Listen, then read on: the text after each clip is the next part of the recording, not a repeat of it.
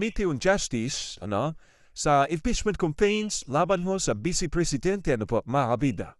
Hindi ho sila naglabas po ng TRO, sa halip. Pinasabot po ng SC, mga kabida, ito hong Kamara, kabilang po yung iba pang mga respondents po, mga kabida. Okay? Dito ho sa petisyon ni Vice President Sara Duterte dapat sa kanila, mga kabida. Maliban po dyan, pinagsama-sama po, mga kabida, yung petisyon po ni Atty. Torion at ito hong petisyon po naghapo po ni VP Sara, mga kabida. Okay? At binigyan lang po ng 10 araw po, ito hong mga respondents para sumagot po dito without extension po, mga kabida. Eto, babasahin ko lang po ito hong article, ng balita ngayon, bago tayo mag-react dito, mga kabida, po.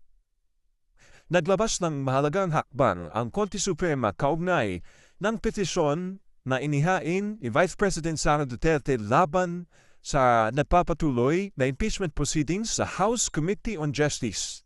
Ayon sa opisyal na press briefer ng Korte Suprema, pinagsama-sama o consolidated ang mga kasong inihain ni Attorney Israelita Torion at VP Sara Duterte at inutusan ang mga respondents kabilang na ang Kamara na magsumite ng kanilang komento sa loob ng 10 araw, mga kabida. Alright?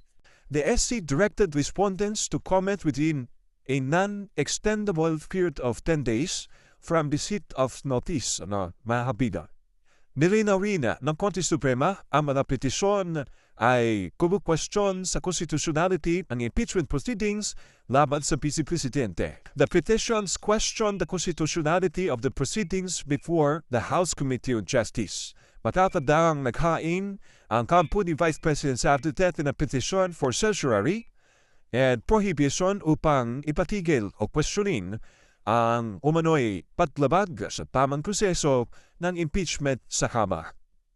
Sa kasalukuyan, nagpapatuloy pa rin ang impeachment proceedings sa House Committee on Justice habang sabay na tinututukan ang magiging desisyon ng Korte Suprema sa nasabing petisyon. Sa gitna ng mga kaganapang ito, lalong tumindi ang usaping, hindi lamang sa nilalaman ng mga aligasyon, kundi sa ligandad, proseso at hangganan ng kapangyarihan ng bawat sangay ng pamahalaan. So, dito pa lang, mga kapita, bigo po, ito pong si Vice President Duterte, po, na makakuha po makapita ng TRO, okay, para pansamantalang ipatigil po, ito pong